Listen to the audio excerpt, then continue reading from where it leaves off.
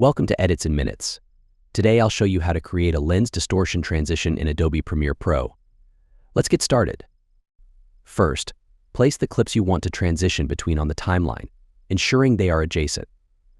Go to the Project panel, create an adjustment layer, and drag it above the clips cut.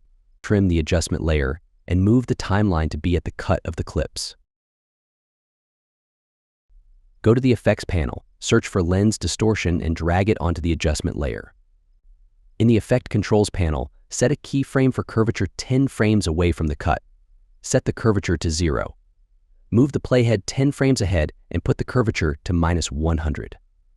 Lastly, 10 frames are ahead and back to 0.